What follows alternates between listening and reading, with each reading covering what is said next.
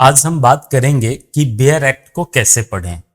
Bare act को पढ़ने के सही तरीके क्या हैं। जनरली जब आप बेयर एक्ट को पढ़ना शुरू करते हैं तो आप वहां पे पाएंगे कि बेयर एक्ट के जो वर्ड्स हैं वो कॉम्प्लिकेटेड है, थोड़ा सा क्लिष्ट है। बेयर एक्ट के शब्द को समझना थोड़ा सा कठिन है। अब ऐसे सिचुएशन में कई बार जब आप बेयर एक्ट को पढ़ना शुरू करते हैं और बेयर एक्ट के शब्द जब आपको समझ में नहीं आ रहा होता है तो फिर आप उस बेयर एक्ट को पढ़ना ही बंद कर देते। तो यह जो प्रॉब्लम है, यह देखा जाए तो सारे स्टूडेंट्स का एक कॉमन प्रॉब्लम है जिन्होंने बेयर एक्ट स्टार्टिंग में पढ़ना शुरू किया। जिन्होंने ऑलरेडी कहीं कोचिंग इंस्टीट्यूशंस में पढ़ा है या बेयर एक्ट को पढ़ना जानते हैं तो उनके लिए तो कोई प्रॉब्लम नहीं है, चाहे किसी भी बेयर एक्ट को दे दिया जाए वो बेयर एक्ट आसानी से पढ़ सकते हैं, समझ सकते हैं। लेकिन ऐसे स्टूडेंट जब आप फर्स्ट टाइम बेयर एक्ट को पढ़ते हो तो आपके लिए बेयर एक्ट काफी मुश्किल लगता है और इस वजह से आप कई बार बेयर एक्ट के लैंग्वेज को समझ नहीं पाते हो, बेयर एक्ट के शब्दों को समझ नहीं। देखो, जब आप बेयर एक्ट पढ़ना शुरू करते हैं, किसी भी एक्ट को अगर आप पढ़ना शुरू करते हो, जैसे भारतीय न्याय संहिता की बात की जाए या भारतीय नागरिक सुरक्षा संहिता की बात की जाए, भारतीय साक्ष्य अधिनियम की बात की जाए, कॉन्ट्रैक्ट एक्ट की बात की जाए, टीपी एक्ट की बात की जाए, तो सबसे पहले आप सब्जेक्ट की मूल अवधारणाओं को समझो। मूल अवधारणाएं कि अगर कॉन्ट्रैक्ट एक्ट बना तो कॉन्ट्रैक्ट एक्ट क्यों बना, आखिर कॉन्ट्रैक्ट एक्ट किन चीजों को रेगुलेट करता है। तो बेयर एक्ट जब आप पढ़ना शुरू करते हैं तो नो डाउट किसी भी बेयर एक्ट की जो पहली धारा होती है वह उसका इंट्रोडक्शन होता है, जिसमें कि आप परिचय देखते हैं कि फलाना एक्ट का ये नाम है या फलाने संहिता का ये नाम है, कहां पे लागू है या फिर इसका कब से लागू है, वगैरह वगैरह। यही सारी चीजें आपको पहली धारा में मिलती। लेकिन जब आप दूसरी धारा या तीसरी धारा पढ़ते हैं तो वहां पर कुछ बेसिक टर्म की डेफिनेशन दी होगी। तो जब आप आगे पढ़ना शुरू करते हो, किसी चैप्टर को जब आप पढ़ना शुरू करते हो, उससे पहले आप उसके बेसिक टर्म को पढ़ना शुरू करो। आप उन शब्दों की परिभाषा को पढ़ना शुरू करो। तो बेयर एक्ट को कैसे पढ़ें, इसमें जो बेसिक वर्ड जो आपके सेक्शन 2 या सेक्शन 3 में जो डेफिनेशन दिया गया है, तो उन परिभाषाओं को सबसे पहले आप पढ़ें। और हो सकता है कि जब आप परिभाषाएं पढ़ते हैं तो हो सकता है कि वो परिभाषा आपको उस समय समझ में न आए। तो देखो, जब आप पढ़ना शुरू करते हो ना, मान लो कि किसी भी चीज की आप परिभाषा पढ़ते हैं, जैसे मान लीजिए कि आपने इंडियन कॉन्ट्रैक्ट एक्ट में संविदा की परिभाषा पढ़ी, कॉन्ट्रैक्ट की परिभाषा पढ़ी। वहां पर जब आप पढ़ते हो तो संविदा की परिभाषा में कहता है कि विधि द्वारा प्रवर्तनीय करार संविदा, विधि द्वारा प्रवर्तनीय करार संविदा। तो अब आप यहां पर यह देखें कि बेयर एक्ट पढ़ने के दरमियान कि सबसे मेन चीज कि करार क्या है और विधि द्वारा प्रवर्तनीयता क्या है, और अगर ये दोनों चीजें मिल जाती है तो कॉन्ट्रैक्ट होती है। तो बेयर एक्ट के पढ़ने के दरमियान हो सकता है कि आपको समझ में ना आए कि करार की परिभाषा क्या है या फिर विधि द्वारा प्रवर्तनीयता क्या है। तो इसके लिए सबसे पहले आप सोचो कि प्रवर्तनीय किसको बोलते हैं, मतलब जो लागू होने योग्य हो। तो थोड़ा सा जब आप रुक करके उन चीजों के बारे में समझेंगे, उसका विश्लेषण करेंगे, तो वह चीज आपको आसानी से समझ में आने लग जाएगा। यह तो रहा परिभाषा की बात।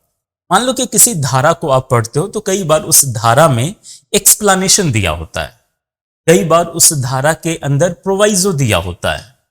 तो जब आप बेयर एक्ट के किसी सेक्शन को पढ़ते हो जहां पर किसी सेक्शन में किसी प्रोविजंस को दिया गया है, कोई कॉन्सेप्ट अगर किसी धारा में दिया गया है, तो आप ये देखें कि उस धारा के जो मुख्य शीर्षक है या मुख्य पार्ट है, जो मेन पार्ट है, और उस मेन पार्ट में अगर प्रोवाइजो दिया गया है, इस प्रोवाइजो का ऑब्जेक्ट क्या है।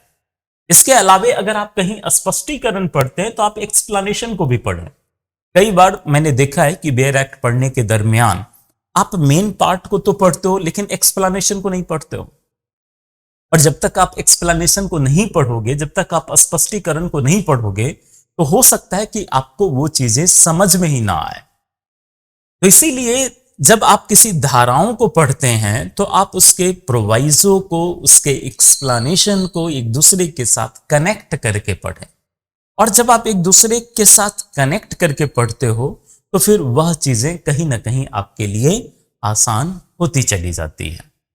तो बेयर एक्ट चाहे किसी भी सब्जेक्ट का आप पढ़ रहे हो तो धाराओं को एक तो समझो। हो सकता है कि समझने में कठिनाई हो, लेकिन आप रुके वहां पर, थोड़ा सा विचार करें, उस एनालाइज करें कि उसका मतलब क्या हो सकता है। दूसरी बात कि उसमें जो स्पष्टीकरण दिया गया है या जो परंतुक दिया गया है, तो आप देखिए कि कैसे यह कनेक्ट कर रहा है। आखिर धारा के मुख्य शब्द कुछ कह रहा है, लेकिन प्रोवाइजो देने का मतलब है कि क्या वह प्रोवाइजो उस मुख्य जो शब्द है या जो मेन कॉन्सेप्ट है उसका अपवाद तो नहीं है। कई बार जब आप कई धाराओं को पढ़ लेते हैं तो आप ये देखें कि क्या एक धारा में दी गई बात किसी दूसरे धारा में दी गई बात से किसी भी तरह का कोई इंटरकनेक्शन तो नहीं है। तो जब आप बेयर एक्ट को पढ़ना शुरू करोगे, हो सकता है कि एक बार नहीं, दो बार नहीं, जब आप बार बार पढ़ेंगे तो धीरे धीरे आप इंटरलिंक करना भी शुरू कर देंगे। और इंटरलिंकिंग तभी होता है जब धीरे धीरे आपकी समझ बेयर एक्ट पे आने लगती है, जब आप धाराओं को अच्छे से समझने लग जाते हो।